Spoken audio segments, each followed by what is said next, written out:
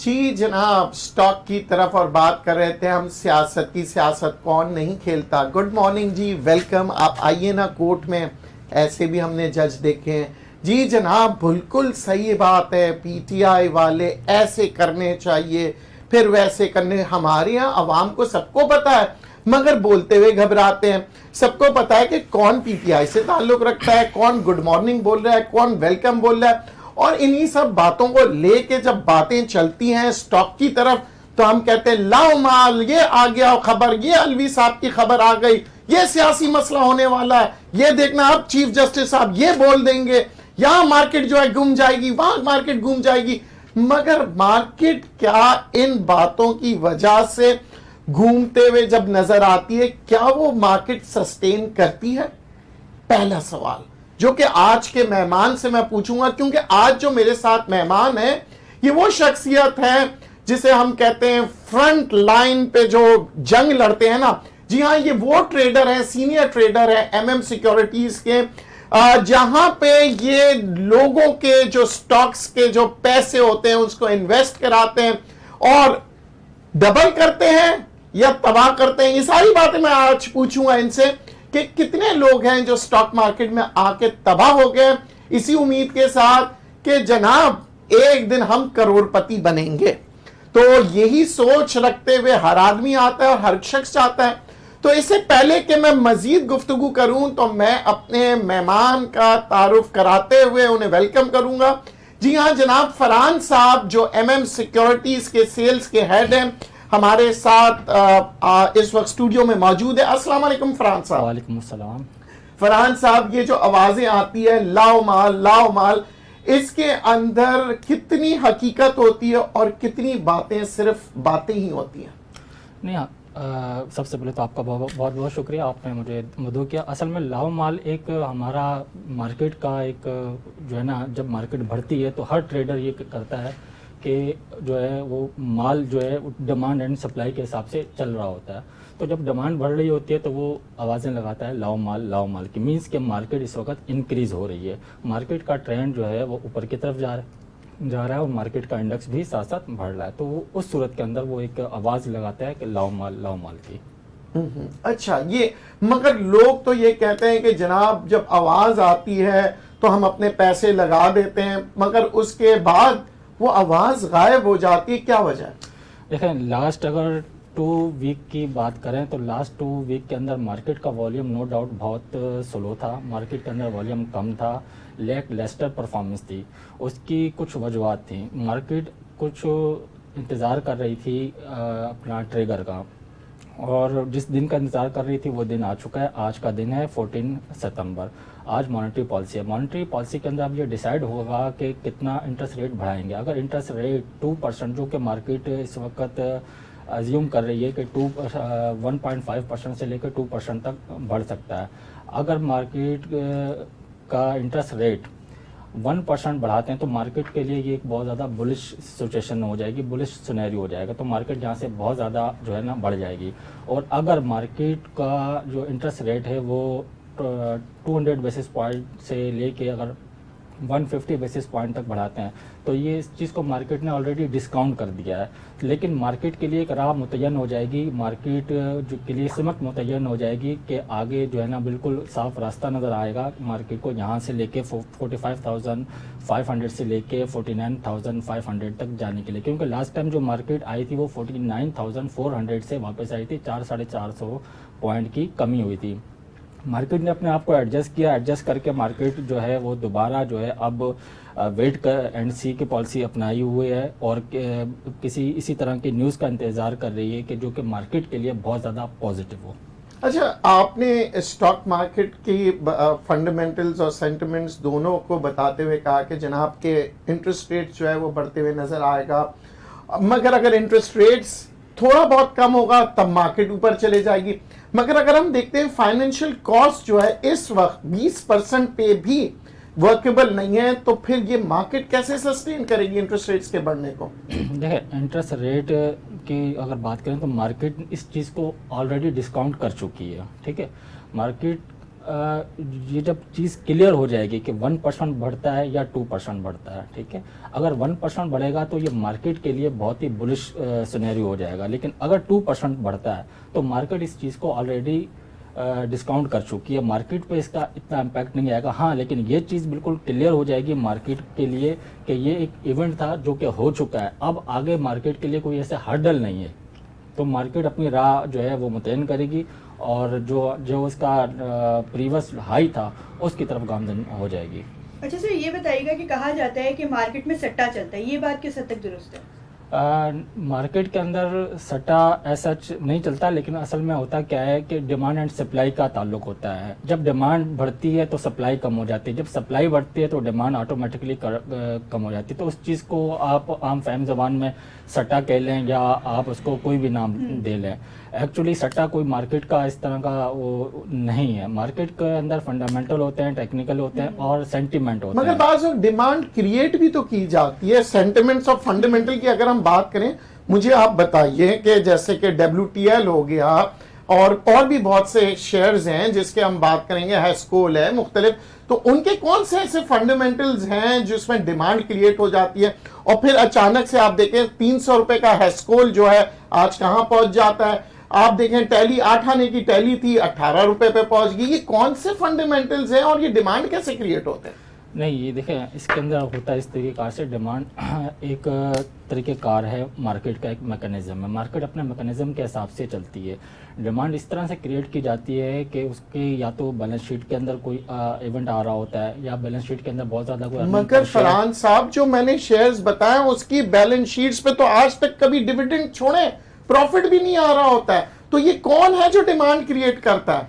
Sir, demand market का sentiment create करता है। मार्केट के लोग या सेंटिमेंट्स? मार्केट के सेंटीमेंट क्रिएट करते हैं। देखिए, अच्छा। मार्केट के अंदर अगर सेंटीमेंट जो है वो शेयर्स के हक के अंदर जाएगा तो वो शेयर बढ़ना शुरू हो जाएगा, और अगर वो सेंटीमेंट नेगेटिव होंगे तो वो शेयर नीचे आना शुरू हो जाएगा। उसको आप कोई भी नाम दे दें, सट्टा दे दें, उसको आप लाओ माल बोल दें, उसको आप जो है ले माल बोल दें, उसको आप कोई भी नाम दे सकते हैं। एक्चुअल होता है सेंटीमेंट। सेंटीमेंट अगर मार्केट के लिए अच्छे हैं, शेयर्स के लिए अच्छे हैं, तो वो शेयर्स जो है ना वो बढ़ जाएगा, और अगर वो सेंटीमेंट मार्केट के लिए नेगेटिव है, शेयर्स के लिए नेगेटिव है, तो वो शेयर्स नीचे हो जाता है। अब बाज़ औक़ात ऐसा होता है कि इंडेक्स बढ़ रहा होता है लेकिन शेयर्स नहीं बढ़ रहे होते हैं, तो होता क्या है, हम ये कहते हैं कि हमारा शेयर नहीं बढ़ रहा, इंडेक्स बढ़ रहा है। इंडेक्स देखते हैं आप तो पॉजिटिव होता है और आपका शेयर वो नेगेटिव पे या ब्रेक इवन पे खड़ा हुआ होता है। अब उसकी वजह क्या होती है? उसकी वजह ये होती है कि वो मार्केट के जो रिलेटेड आइटम होते हैं, मार्केट वेटेज जो आइटम होते हैं वो चला देते हैं।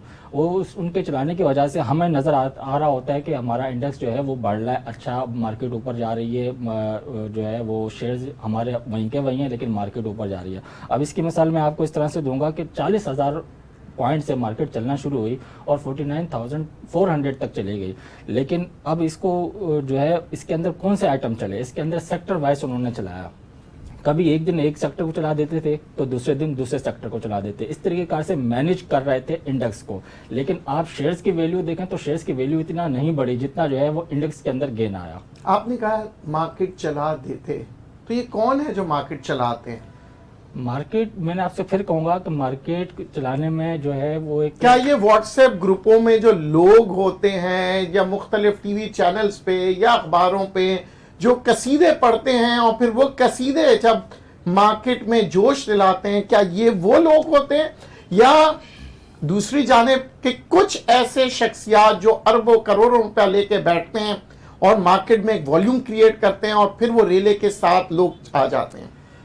नहीं सर, असल में ये जो सोशल मीडिया के प्लेटफॉर्म से या मुख्तलिफ जो है वो प्लेटफॉर्म से जो गुरु बन के बैठे होते हैं, ये मार्केट को नहीं चला रहे होते हैं।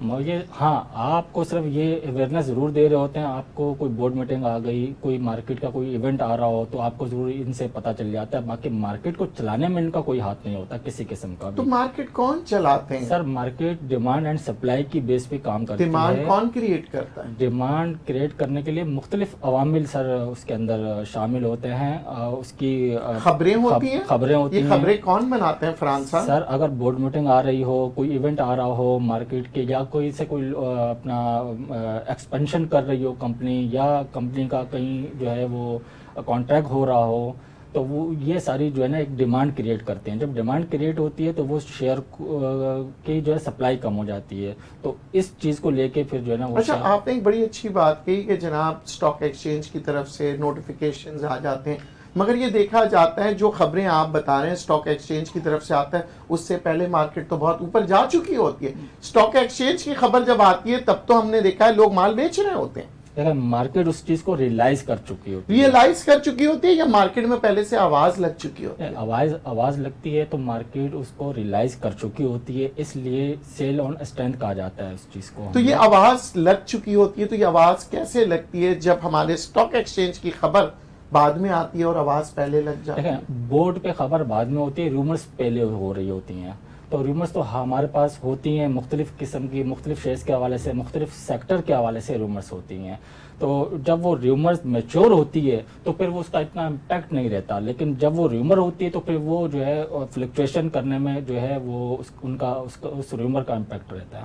सर, इंटरेस्ट रेट बढ़ने का इम्कान आते हैं, कहा जा रहा है नेशनल बैंक की तरफ से कि इंटरेस्ट रेट बढ़ाया जाएगा, तो मार्केट पे इसके क्या असरात होंगे? देखिए, मार्केट इस चीज़ को डिस्काउंट कर चुकी है। अगर इंटरेस्ट रेट 200 बेसिस पॉइंट वो बढ़ाते हैं तो इस चीज़ को तो मार्केट जो है ऑलरेडी कैलकुलेट कर चुकी है, ठीक है। लेकिन अगर इंटरेस्ट रेट वो 1% बढ़ाते हैं तो मार्केट के लिए ये बहुत ज़्यादा बुलिश हो जाएगा। मार्केट यहाँ से अपना जो है वो सफ़र तय करेगी, नई हाई की तरफ जाएगी। 49,400 का जो मार्केट ने हाई लास्ट टाइम लगाया था, मार्केट इसकी तरफ गामजन हो जाएगी। अच्छा सर, ये बताइएगा कि डॉलर हम देख रहे हैं कि आजकल काफ़ी आसमान से बातें कर रहा था पहले और अब नीचे आ रहा है, तो मार्केट पे इसके क्या असरअंदाज होते हैं? देखिए, डॉलर के नीचे आने की जो है मार्केट बहुत पॉजिटिव इम्पैक्ट आता है। मुख्तलिफ सेक्टर हैं, हर वो सेक्टर जो कि इम्पोर्ट ओरिएंटेड है उसके लिए ये चीज़ बहुत ज़्यादा पॉजिटिव है, और ओवरऑल इकोनॉमिक के लिए भी ये चीज़ बहुत ज़्यादा पॉजिटिव है। अगर आप फार्मा की बात करें तो फार्मा का जो सारा फार्मास्यूटिकल कंपनी का सारा मटेरियल है वो बाहर से इंपोर्ट करती हैं। इसी तरीके कार से आप ऑटो सेक्टर को देख लें तो ऑटो सेक्टर की भी सारी इंपोर्ट होती है, इंपोर्ट बेस्ड सेक्टर है। तो इन दोनों सेक्टर्स के लिए ये अपना बहुत ज़्यादा पॉजिटिव न्यूज़ है डॉलर का नीचे आना। सर, स्टॉक मार्केट और म्यूचुअल फंड्स में क्या फ़र्क है? स्टॉक मार्केट के अंदर जो है आप रिस्क लेते हो, स्टॉक मार्केट के अंदर आप अपने खुद जिम्मेदार होते हो, स्टॉक मार्केट के अंदर आप जो है वो रिस्क कैलकुलेट करके चल रहे होते हो और उसका तयन करके चल रहे मगर होते हो। फरहान साहब, जब आप कमाते हैं, यानी मैं अगर आपको पैसे देता हूं ब्रोकर को तो मैं बहुत ज्यादा पैसे कमाता हूं, ठीक है, और रिस्क भी होता है। जब मैं एसेट मैनेजमेंट को देता हूं तब मैं उतना ही कमाता हूं जितना बोला जाता है और रिस्क भी होता है।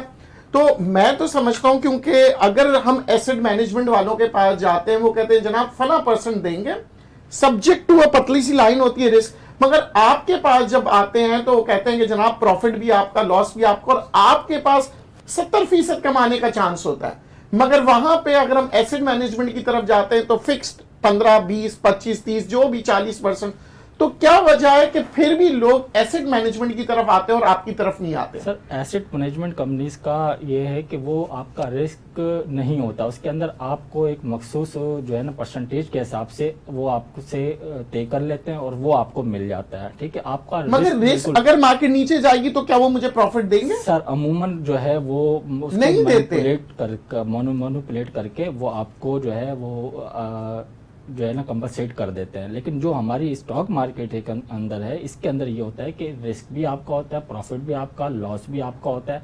इसके अंदर हाई रिस्क जरूर तो होता है लेकिन इसके अंदर हाई प्रॉफिट भी होता है। अगर मैं आपके पास अकाउंट खोलता हूं ट्रेडर तो मैं 70% कमा लूंगा, तो क्या एसेट मैनेजमेंट मुझे 70% देगी? सर, वो आपको एक मखसूस जो परसेंटेज देगी। कितनी? अंदाजन 70% के हिसाब से आप 50% देती है। हर एसेट मैनेजमेंट का अलग जो है मगर ज्यादातर प्रॉफिट किधर मिलता है? ज्यादा प्रॉफिट तो स्टॉक मार्केट के अंदर है। स्टॉक मार्केट से मतलब है ट्रेडर के पास, ब्रोकर के पास, किसी सिक्योरिटी कंपनी के पास, ब्रोकरेज हाउस के पास। तो क्या वजह है कि ये जो जितने भी एसेट मैनेजमेंट्स होते हैं काम तो ये ब्रोकर के ही थ्रू करते हैं, मगर ये जब ब्रोकर के थ्रू करते हैं तो ये खुद भी कमाते हैं, पार्टी को भी देते हैं, और यही पार्टी जब आपके पास डायरेक्ट आती है तो फिर ये लॉस करती है। क्या वजह? सर, असल में ब्रोकर तो आप ही हैं, उनके भी एसेट मैनेजमेंट के भी और पार्टी के भी? सर देखें, काम करने के स्टॉक मार्केट के अंदर मुख्तलिफ तरीके होते हैं। एक तो ये कि आपने इंटरडे काम कर लिया, दूसरा ये है कि आपने शॉर्ट टर्म काम किया, तीसरा ये है कि आपने लॉन्ग टर्म काम किया। अच्छा, इसके अंदर सबसे फायदेमंद जो है वो short term to long term वाले रहते हैं। इंटरडे काम करने वाले आज आप कमाएंगे, आप हर रोज ट्रेडिंग नहीं कर सकते, ठीक है ना, हर रोज आप मैनिपुलेशन नहीं कर सकते, हर रोज आप स्विचिंग नहीं कर सकते, ठीक है ना, हर दिन दूसरे दिन से मुख्तलिफ होता है। आप एक दिन ट्रेडिंग कर लेंगे, अगले दिन आपको रुकना पड़ेगा, मार्केट के हिसाब से देखना पड़ेगा कि मार्केट का लेवल चेक करना पड़ेगा, हर दिन दूसरे दिन से मुख्तलिफ होता है। शॉर्ट टर्म वाले जो है वो इसलिए थोड़ा सा बेहतर होते हैं अपना इंटरडे ट्रेड वालों से, क्योंकि उनके पास जो है ना थोड़ा सा चांस ज़्यादा होता है, 3 वे ऑफ अर्निंग होती है। कैपिटल गेन आपको मिल रहा होता है, अपना बोनस मिल रहा होता है और आपको डिविडेंड मिल रहा होता है, तो ये 3 वे अर्निंग अच्छा, होती है। तीन किस्म की अर्निंग्स आती हैं स्टॉक मार्केट में, बैंकों में तो सिर्फ एक ही होता है। सिर्फ एक है। अच्छा। लेकिन आप जो इंट्राडे ट्रेडिंग वाले हैं वो सिर्फ एक जो है ना कैपिटल गेन की सूरत के अंदर अर्निंग कमा रहे होते हैं। लेकिन शॉर्ट टर्म और लॉन्ग टर्म वाले हैं वो 3 वे ऑफ अर्निंग कमाते हैं, बोनस की सूरत में भी और डिविडेंड की सूरत में भी। अच्छा, ये जो बोनस डिविडेंड, ये वो शेयर्स अच्छे होते हैं जो कि बोनस डिविडेंड देते हैं, या वो शेयर्स अच्छे होते हैं जिसमें वॉल्यूम बेतहाशा आता है और जब चाहे आप बेच सकते हैं? आप कौन सा प्रेफर करेंगे अपनी क्लाइंट के लिए? सर देखें, हर एक का क्लाइंट दूसरे क्लाइंट से मुख्तलिफ होता है। हर एक क्लाइंट अपना रिस्क मैनेज कर रहा होता है खुद ही, ठीक है ना। हर एक क्लाइंट को पता होता है कि उसके पास कितना फंड है और उसने कितना रिस्क लेना है उस फंड पे और कितना रोकना है, ठीक है। ये सारी चीज़ें जो है वो कैलकुलेट कर रहे होते हैं। अब अगर एक क्लाइंट आता है, वो आके बोलता है कि मुझे इंटरडे ट्रेडिंग करनी है, तो उसके लिए तो वॉल्यूम वाला बेस्ट है, ठीक है ना। वो वॉल्यूम जिसके अंदर जनरेट हो रहा हो तो वो उसके अंदर काम करे, वो बेस्ट है। लेकिन एक आइटम जिसके वो एक दिन में कितना कमा सकता है? वो एक दिन में सर 50%, 70%? वो 40% भी कमा सकता है, 50% एक दिन में? जी सर, 40% भी कमा सकता है, 50% भी कमा सकता है। वेरी करता है कि आपने कितना रिस्क लिया है।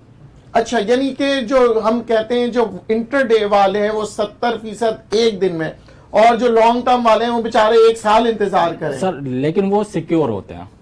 उसके अच्छा। सबसे बड़ी बात ये, वो सिक्योर होते हैं, उनको किसी किस्म का कोई डरने की जरूरत नहीं होती, उनका रिस्क जो है ना वो बिल्कुल नहीं होता। वो ऑलरेडी जो है वो डिविडेंड और बोनस के मद में इतना कमा चुके होते हैं कि वो उनके लिए वो काफी होता है।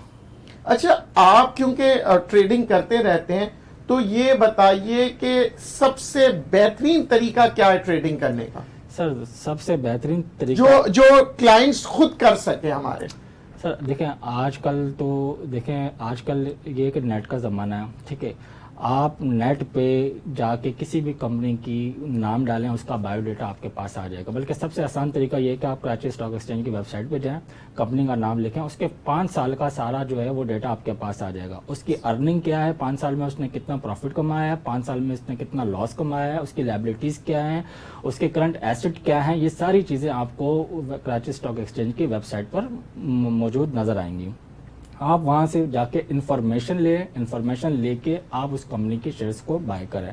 आप उन कंपनी के शेयर्स को बाय करें, लेकिन ये सोच के करें कि कम से कम मैंने जो है ना short term to long term करना है, कम से कम 6 मंथ से 1 ईयर एटलीस्ट मैंने होल्ड करना है। तो फिर आपको डिविडेंड भी मिलेगा, आपको अपना बोनस भी मिलेगा और आपको कैपिटल गेन टैक्स भी मिलेगा। ये तीनों चीजें जो है वो आपको मिलेंगी। कैपिटल गेन टैक्स तो हम देते हैं, मगर आपका मतलब ये है कि कैपिटल आपकी ग्रोथ बढ़ जाएगी तो ही टैक्स देंगे।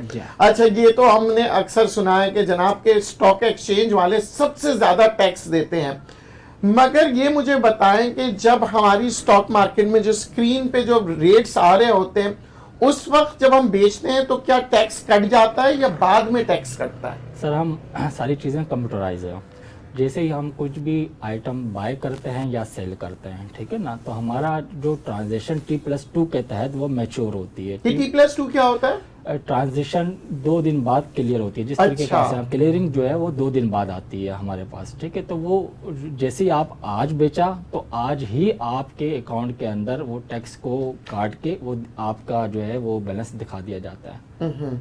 अच्छा, अब आप मुझे बताएं कि जो लोग इन्वेस्ट करना चाहते हैं तो वो मिनिमम कितने पैसों के साथ आपकी स्टॉक एक्सचेंज में अपने रजिस्टर हो सकते हैं, ट्रेड कर सकते हैं और इन्वेस्ट कर सकते हैं? देखिए, हर एक की जेब की हर मुख्तलिफ होती है, उसकी इजाज़त, हर एक के पास फ़ंड मुख्तलिफ होते हैं, हर एक के पास बचत उसके अपने हिसाब से होती है। तो अगर सैलरी पर्सन है तो अपनी सैलरी का जो है वो 10% हर महीने वो अगर अपना स्टॉक के अंदर अकाउंट खुलवा के इसके अंदर डालता रहे तो एंड ऑफ द ईयर उसके पास अच्छी खासी जो है वो एक अमाउंट हो जाएगी और उससे वो शेयर्स की वैल्यू भी बढ़ जाएगी, उसको कैपिटल गेन भी मिलता जाएगा और डिविडेंड और बोनस की सूरत में के अंदर भी उसको जो है वो अर्निंग होती जाएगी। मगर आम तौर पे मेरे पास, मैं कई सालों से प्रोग्राम कर रहा हूँ, लोग फोन करते हैं कि सर नंबर 1 25-30 हजार या 50 हजार से कोई हमारा अकाउंट नहीं खोलता है और अगर अकाउंट खोलता भी है तो वो हमें एडवाइस नहीं देता। तो क्या आप भी ऐसे करते हैं? सर, आपके इस प्लेटफॉर्म से मैं एक जो है आपके नाजरीन के लिए एक एडवाइस जो है ना वो मेरी तरफ से एक समझ लेके है कि 5,000 से भी किसी को अकाउंट खोलना है तो मेरे पास आ जाए, मैं उसका अकाउंट खोल दूंगा और उसको वही जो है फैसिलिटी दूंगा जो 5 लाख के क्लाइंट को दी जाती है। ये आज आपने ऑन एयर जी कही सर, है, मैंने on क्योंकि air कर लोग दी। ये कहते हैं 5,000 वालों तो अकाउंट ही नहीं खोलता कोई। सर, वो मेरे पास आए, मैं 5,000 से अकाउंट भी खोलूंगा, उसको ट्रेडर की फैसिलिटीज भी दूंगा और हर वो फैसिलिटीज दूंगा जो 5 लाख वाले जो है अकाउंट को दी जाती है। अच्छा चलिए, ये तो बहुत, मेरे ख्याल से ये पहली दफा मैं सुन रहा हूं, मगर आपको पता है पाकिस्तान में बोलते कुछ है करते कुछ है। तो आप लोग फरहान साहब से जो कांटेक्ट करें और अगर आपको पता लगे कि जी फरहान साहब भी ऐसे ही कह रहे हैं ना कि नहीं जी 50,000 लाओ, अभी तो मैं ये नहीं कर सकता, तो आप लोग जरूर मुझे बताइएगा, फिर हम दोबारा से फरहान साहब को बुलाएंगे ठीक है सर। और कहेंगे कि जनाब आपने इतने बड़े बड़े बोले थे कि जनाब मैं 5,000 में भी अकाउंट खोलूंगा और 5 लाख रुपए वाली सर्विस दूंगा। तो देख ले, इस वक्त मैंने ऑन एयर कहा है। सर, मैं ऑन एयर कह रहा हूँ और अपने बात पे कायम हूं इंशाल्लाह। चले, उम्मीद करते हैं, क्योंकि पाकिस्तान में बहुत से लोग चाहते हैं कि अपनी थोड़ी सी आमदनी कहीं लगाएं। 5,000 तो दूर की बात, आजकल तो हम देखते हैं 5 लाख के अंदर भी कहीं कुछ समझ में नहीं आता कहाँ, और 5,000 के लिए बैंक अकाउंट नहीं खोल रहे होते बाज वक्त।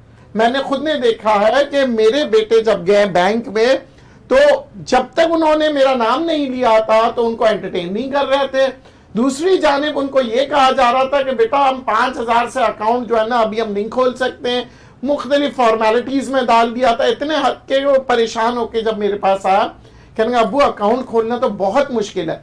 अब मैं आपसे यही सवाल करूंगा, क्या आपके यहाँ अकाउंट खोलना आसान है? सर, इंतहाई आसान है, बल्कि जो है वो अब तो बहुत ज़्यादा आसान हो गया है अकाउंट खोलना। सब कुछ कंप्यूटराइज है, ठीक है, इसके अंदर कोई ऐसी रॉकेट साइंस नहीं है। हमारी वेबसाइट पे जाएं, हमारी वेबसाइट पे जाके अपने आप को लिस्ट करें, ठीक है, वो ऑटोमेटिकली कंप्यूटराइज हमारे पास जो है आपका डेटा आ जाता है। आप कहीं भी बैठे हुए हों, आप इन सिटी हों या आउट ऑफ सिटी हों, आप वहाँ पर बैठ के भी अकाउंट ओपन कर सकते हैं।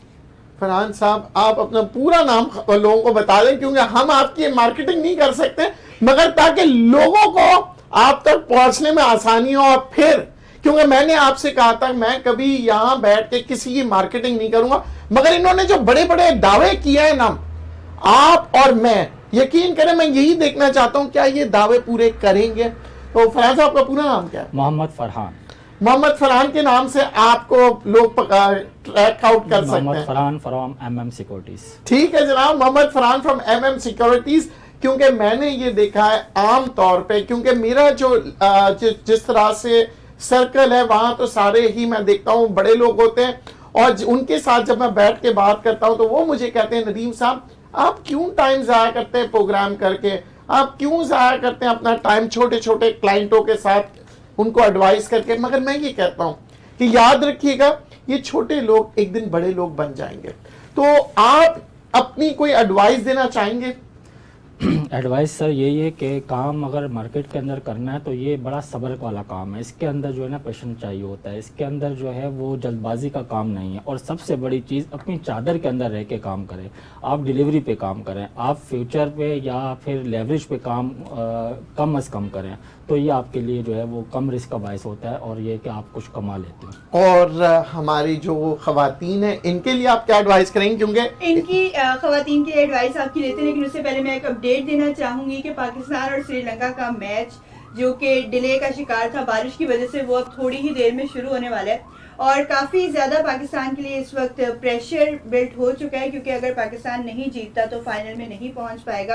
और अगर सर ये बारिश हो जाती और ये मैच ना होता तो श्रीलंका को 1 पॉइंट मिल जाता और Pakistan out of the league हो जाना था। लेकिन अब बारिश रुक गई है और मैच शुरू होने वाला है, तो देखते हैं कि आगे क्या बनता है, क्या पाकिस्तान फाइनल में पहुंच पाएगा। आपको क्या लगता है? बदलता है रंग आसमान कैसे कैसे, ये तो ऊपर वाले का खेल है कि क्या हो जाएगा, मगर हमने दुआ करनी है और हमारे खिलाड़ियों ने मेहनत करनी है। बिल्कुल जी। सर आप कुछ कह रहे थे? बस खवातीन के पैसे याद रखिएगा, अगर 1 रुपया भी कम होता है ना तो ये नहीं छोड़। नहीं बिल्कुल आए, हमारे पास आए, अकाउंट खोलें, आपको इंशाल्लाह हर तरह से तसल्ली कराई जाएगी, हर तरीके का से। अब तो हर चीज़ आपके पास है, मोबाइल पे हर चीज़ है, आपको मोबाइल पे एक्सेस मिल जाता है। आप अपना घर पे बैठ के अपना ऑफिस के अंदर या जब भी आपको टाइम मिले आप मोबाइल से ऑनलाइन होके आप अपना देख सकते हैं, चेक कर सकते हैं अपना पूरा अकाउंट। आपका एक एक चीज़ वहाँ पे जो है वो अपना बता रही होती है, पूरा लेजर होता है, बैलेंस होता है, सारी चीज़ें होती तो आपने पैसे अगर जमा करने से पहले जो जो सवाल करने आज आप पूछे ऑन एयर। फिलहाल तो मेरा स्टॉक में कोई बिल्कुल भी इंटरेस्ट नहीं है। अच्छा, वजह पता है क्या? सवाल भी कम किए हैं इन्होंने इसलिए सवाल कम किया और ये आम तौर पे तमाम खवातीन डरती हैं। असल तो में- क्या वजह है? असल देखिए में- आपके सामने, उन्होंने कहा नहीं मुझे पैसे नहीं जमा करने हैं। असल में सर हमारी मार्केट ज़्यादा बड़ी नहीं है, छोटी सी मार्केट है, 22 अरब डॉलर की मार्केट है। आप इंडिया की बात करें तो 3600 अरब डॉलर की मार्केट है। छोड़े इंडिया को, मुझे इधर का बताएं भाई, सर, खवातीन क्यों डरती हैं? मैं आपको बता रहा हूँ ना, उसके अंदर वजह यह है कि अगर चाइना की बात करें तो 12 ट्रिलियन डॉलर की मार्केट है, अमेरिका की बात करें तो 47 ट्रिलियन डॉलर की मार्केट है। उसके मुकाबले पे हमारी मार्केट सिर्फ 22 अरब रुपए की है, ठीक है। अच्छा, मैं आपको एक मिसाल देता हूँ। अभी लास्ट वीक अपना एप्पल की कंपनी चाइना ने मना कर दिया कि हम आईफोन पे बैन लगा रहे हैं, तो एप्पल की कंपनी को सिर्फ 2 दिन के अंदर 200 अरब डॉलर का लॉस हुआ। वो एक लॉस हमारी पूरी मार्केट से भी बहुत ज़्यादा था। तो कहने का मतलब हमारी मार्केट, आप खवातीन को डरा नहीं, रहे डरा हैं नहीं या रहा। बता रहे हैं क्योंकि डरा- वो पैसे ही इन्वेस्ट नहीं कर डरा रहे नहीं हैं। रहा, मैं सिर्फ ये लोगों को अवेयरनेस दे रहा हूँ कि हमारी मार्केट को इतनी ज़्यादा बड़ी मार्केट नहीं है। तो जब बड़ी मार्केट नहीं है, छोटी मार्केट है, तो छोटी मार्केट के अंदर आपके पास मौके ज़्यादा हैं। जो पहले आएगा वो उस मौके से फायदा उठा लेगा। यानी अब आप समझते हैं कि अभी हम इन्वेस्ट करेंगे तो प्रॉफिट के ज्यादा चांस है? जी हाँ, बिल्कुल। अच्छा, क्यों आप बड़ा डरा रहे थे नहीं, कि जनाब बड़े लॉसेस हो गए, तो नहीं, मैंने सोचा अर्ज किया कि अगर आप अपने पैसों के अंदर रह के खेलेंगे, अपने पैसों के शेयर्स परचेज करेंगे तो आपको कभी जिंदगी में लॉस नहीं होगा। लेकिन अब जब भी आप लेवरेज का इस्तेमाल करेंगे, जब भी लेवरेज मतलब उधार पे जब आप शेयर्स, वो जो फ्यूचर के शेयर होते हैं वो क्या होते हैं? सर उधारी वो होते भी हैं? उधारी होता है, वो 30% मार्जिन पे आपको दिए जा रहे होते हैं, वो भी एक तरह का उधार होता है। अगर आप इन चीजों से अवॉइड करेंगे, सिर्फ अपनी डिलीवरी पे काम करेंगे तो आपको कभी लॉस नहीं होगा। तो डिलीवरी की बात की तो ये जो OGDC, आपने बड़ी मुल्कों को घुमाया, हमें अमेरिका का भी ख्वाब दिखाया है तो सब, मगर ये बताएं जो हमारा OGDC है, जो बर्तानिया में भी, वहां पे भी लोग शेयर खरीदते हैं। और आज ही मैं पढ़ रहा था कि जनाब $1 में वहां पे चॉकलेट नहीं मिलता, मगर हमारा OGDC के शेयर मिल जाते हैं। सर देखो, OGDC एक ऑयल एंड सेक्टर के अंदर आता है OGDC, और गवर्नमेंट एंटिटी है ये, ठीक है। गवर्नमेंट के पास इसके मेजॉरिटी शेयर है, ठीक है। करता क्या है ये OGDC? सर ऑयल की तलाश करता है, ऑयल एंड गैस की तलाश करता है, ठीक है, ड्रिलिंग करता है, और कुएं भी हैं इनके कुएं भी पास? उनके पास मुख्तलिफ कुएं। अभी हाल ही के ऑयल अंदर के कुएं $1 में? KP के अंदर भी हाल ही के अंदर जो है ना, इनका जो है वो गैस निकली है वहाँ पे, और उसके अंदर OGDC का हिस्सा है। तो आने वाले दिनों के अंदर OGDC को हम ऊपर जाता हुआ देख रहे हैं। सर मुझे लग रहा है स्टॉक का बहुत बड़ा जो है ना टॉपिक है, शौक, बहुत डीप है, और शौक इनको भी हो रहा है इसके लिए अंदर। हमें एक और प्रोग्राम जरूर अरेंज करना पड़ेगा और हम बिल्कुल करेंगे, लेकिन अभी हमारे शो का वक्त हो गया है खत्म। तो चाचा आप कुछ कहना? जी, जाते जाते मैं ये कहूंगा कि देखें, अपने पैसे बचा के रखें, और जैसे कि फरहान साहब ने कहा है कि अपने अक्ल और शऊर को इस्तेमाल करते हुए, जज्बात को और अपने होश और हवास को सामने रखते हुए स्टॉक मार्केट में काम किया करें, क्योंकि यही वो लोग हैं जो ब्रोकर्स जो होते हैं, जो एसेट मैनेजमेंट के लिए भी काम करते हैं, रिटेल के लिए भी काम करते हैं, मगर एसेट मैनेजमेंट जो होते हैं वो बहुत ही होशियारी से, सोच समझ के, जज्बात को साइड पे रखते हुए अपने अक्ल शऊर के साथ काम करते हैं। तो अगर आप भी स्टॉक मार्केट में काम कर रहे हैं और अगर आपको 70-80% कमाने हैं, तो फिर आपको अपने जज्बात को काबू करना पड़ेगा, वरना आप एसेट मैनेजमेंट को देके थोड़ा बहुत मुनाफा भी ले लें मगर सुकून से रहेंगे। बहुत शुक्रिया। फरहान साहब को हम खुदा हाफिज कहते हैं, उनका बहुत बहुत शुक्रिया कि आपने हमें प्रोग्राम में ज्वाइन किया, और आप लोगों के लिए वही पुरानी बात, खुश रहें और खुश रहने दें, और इसी के साथ हमें दी इजाजत। अल्लाह ने के बाद ताज़ा तरीन खबरें, तहकीकाती रिपोर्ट्स और स्टॉक मार्केट के हालात, खेलों की खबरें, शोबिज़ और सोशल मीडिया ट्रेंड्स सिर्फ एक क्लिक की दूरी पर। MM न्यूज़ की एप्लीकेशन डाउनलोड करें और बाखबर रहें।